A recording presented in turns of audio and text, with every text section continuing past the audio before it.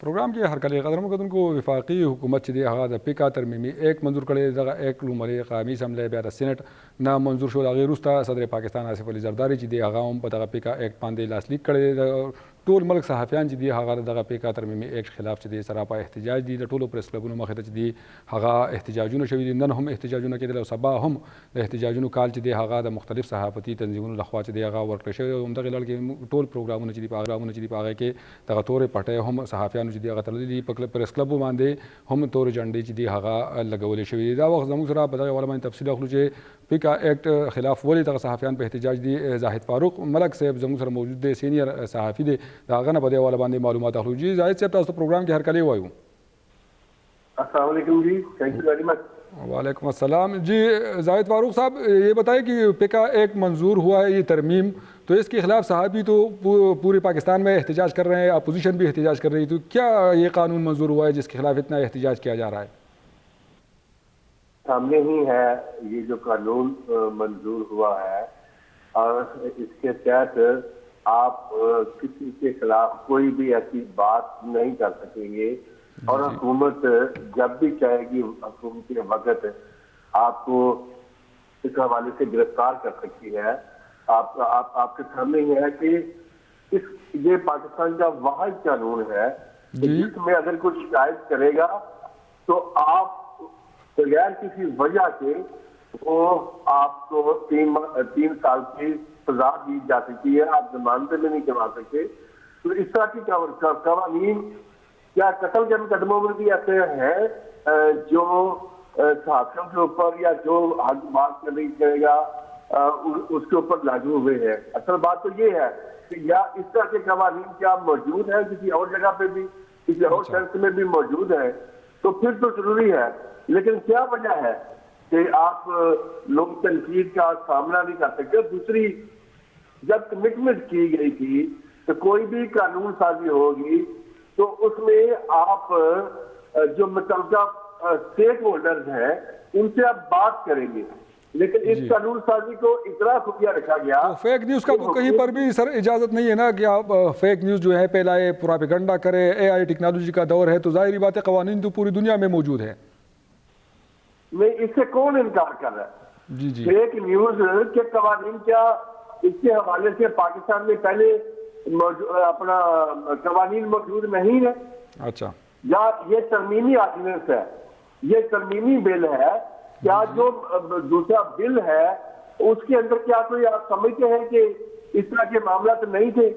अच्छा, आप बताएं ना कि ये तरमीमी ऑर्डिनेंस लाया गया है और तरमीमी कानून हम भी समझना चाहते हैं, जानना चाहते हैं सर कि ये क्या मामला चल रहा है कि इतना एहतजाज हम सारे सहाफ़ी कर रहे हैं, तो जो हमारे ऑडियंस है, जो हमारे देखने वाले हैं, सुनने वाले हैं, उनको भी पता चले कि हम क्यों एहतजाज कर रहे हैं, क्यों हमने काली पटिया बांधी हुई है और क्यों हम ये काले झंडे जो है आज लहरा रहे हैं ये तरमीम के खिलाफ, तो इनको भी पता चले। जी बिल्कुल, यही हम कहना चाह रहे हैं। जी जी कि क्या पाकिस्तान में कोई और कानून, दहशत गर्दों के लिए भी ऐसा कोई कानून मौजूद है कि आप उसको जमानत की भी उसको सहूलत नहीं होगी, आप उसको जब दिल करे, जहाँ दिल आपका करेगा वही आप उसको गिरफ्तार करेंगे? कि या ये कानून कभी पहले एग्जिस्ट करता है तो वो तो ठीक है, लेकिन फेक न्यूज की आड़ के अंदर आपको भी पता है सारी सूरत हाल का, ये मकसद कुछ और होते हैं, ठीक है ना? फेक न्यूज तो एक बहाना होता है, मकसद होता है कि आपने आवाज को दबाना है। किस तरह दबाना है? जिस तरह इस दौर के अंदर आपको पता है कि मुखालिफिन के साथ जो रवा रखे गए हैं मामला, क्या ऐसा कभी पहले कभी देखने में मिला है? हम कहना सिर्फ ये चाह रहे हैं कि हम खुद फेक जो न्यूज है उसमें हक में नहीं है। और क्या राजदारी थी इसमें? इतने एहतजाज के बावजूद भी ये जो सारी जमातें हैं, पाकिस्तान पीपल्स पार्टी देख ले, पाकिस्तान मुस्लिम लीग नून देख ले, आज़ादी सहाफ़त के नारे तो लगाती है, तो फिर इस तरह की तरमीम इन्होंने की है और पीपल्स पार्टी पर बहुत ज़्यादा तनकीद की जा रही है कि वो जमहूरियत के बड़े चैम्पियन बनते हैं और आज़ादी सहाफ़त का नारा भी लगाते हैं, तो उन्होंने भी इस एक्ट की मंजूरी दी है और इसकी हिमायत की है।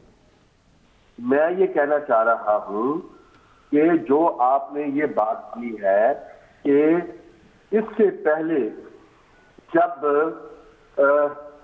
पिछली हुकूमत में जो पाकिस्तान तहरीक इंसाफ की हुकूमत थी, वहां पर भी इस बिल को जो है लाया गया, लेकिन उस वक्त फरतुल्लाह बाबर हमारे साथ पीपल्स पार्टी ने हमें वो दिए थे वकील।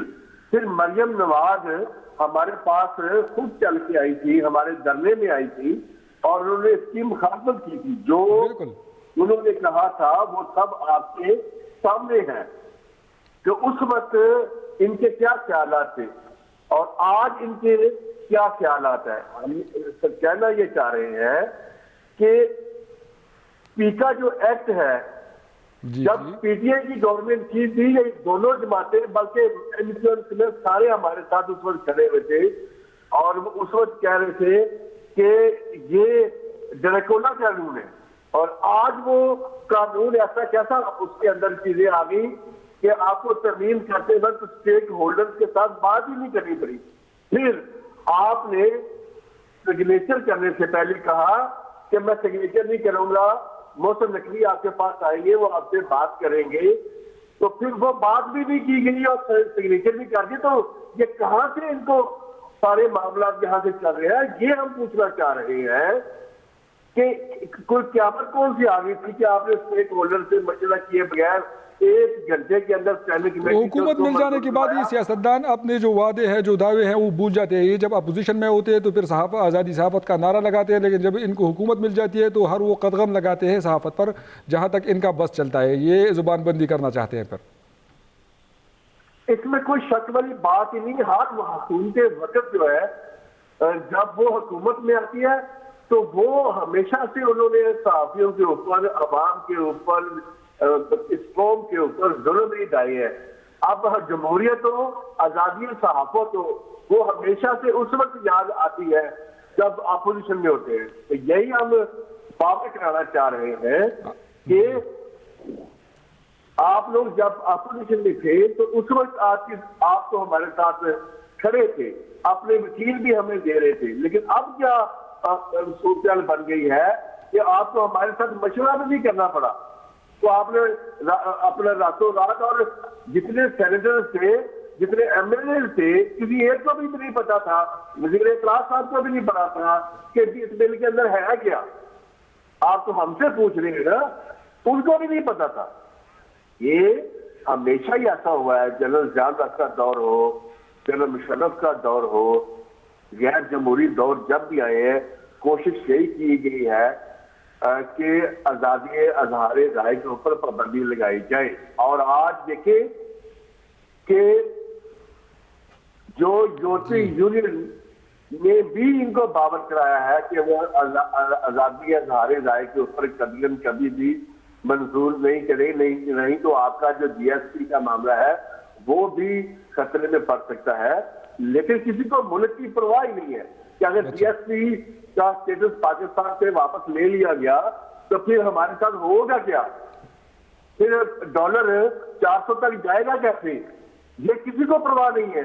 वक्ती तौर पे जो जुल्म किए जा रहे हैं, इनका मतलब ये है कि वो अवाम तक ना पहुंचे। जो चीजें हो रही हैं पीका एक्ट की आर के अंदर। बहुत शुक्रिया जाहिद फारूक मलिक साहब, प्रोग्राम को वक्त देने के लिए बहुत शुक्रिया आपका।